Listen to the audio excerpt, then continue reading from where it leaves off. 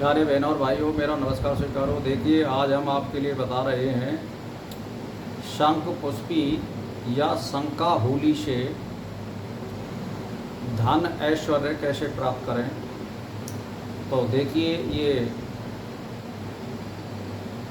परमात्मा में विश्वास करने वाले के लिए या जड़ी बूटियों में विश्वास करने से, और जिसको विश्वास नहीं होता है उसको कुछ प्राप्त नहीं होता है। तो शंख पुष्पी लेने का जो मैं विधान बता रहा हूँ, 24 अक्टूबर सन 2024 को ये पड़ रहा है, गुरुवार पड़ रहा है। इसको रवि पुष्य योग बोलते हैं। तो इसमें आप,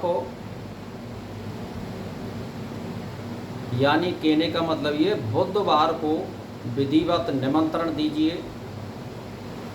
हल्दी, कलाया और चावल और कम से कम 1 बाल्टी पानी,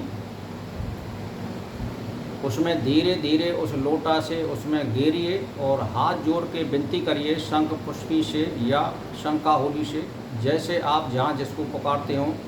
उसमें सूर्य उदय होने पर फूल खिल जाते हैं। उसकी पहचान ये है, बतासे के छोटे जो बतासा होता है ऐसा फूल खिलता है, और 12 बजे के बाद वो मुरझा जाते हैं। उसको शंख पुष्पी या शंकाहूली कहते हैं। तो बुधवार को शाम को ये निमंत्रण दे के आना है। हल्दी पिसी हुई, कलाया और चावल वहाँ गिरने हैं उस पेड़ के जोर, और पानी उसमें देना है और हाथ जोड़ करके विनती करनी है कि हे शंख पुष्पी, मैं आपको अपने धन धान बढ़ाने के लिए और सुख समृद्धि और शुद्ध बुद्धि लेने के लिए आपको ले जा रहा हूँ, और मैं सुबह आपको लेने आऊँगा।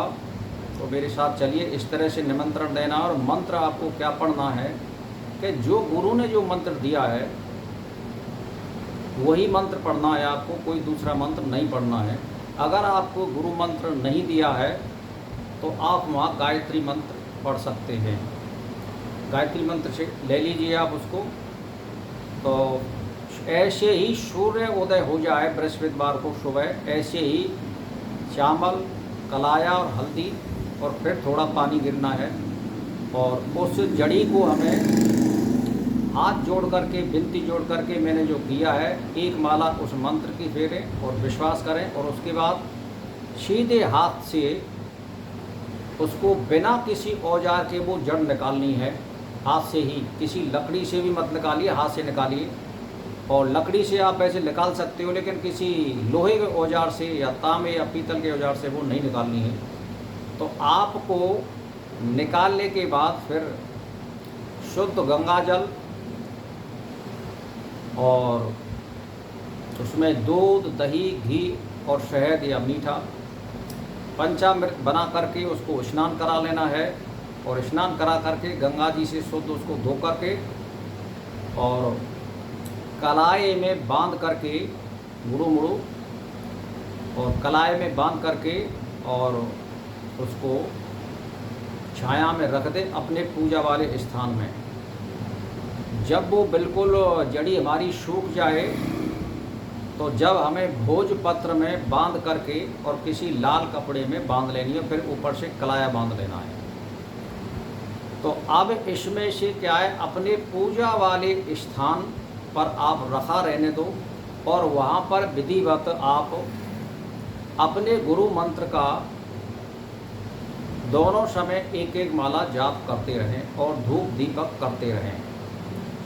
और कहने का मेरा मतलब ये है कि जब आपकी 7 बृहस्पति निकल जाएंगी इस तरह से आप पूजा करते करते, तो आपको ये दिख जाएगा कि हाँ भाई, हमको कुछ लाभ हो रहा है। ये कोई मेहनत नहीं है, इसमें कोई लागत भी नहीं आ रही है।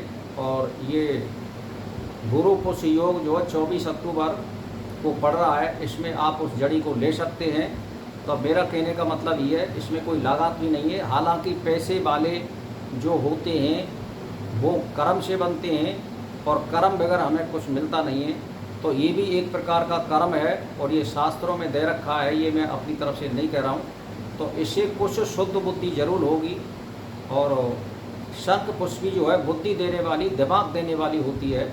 इसको हम ठंडाई के तौर पे ले सकते हैं खाने के लिए, और इसमें हम शहद में मिला करके इसको चाट सकते हैं, उससे भी हमें शुद्ध बुद्धि मिलती है।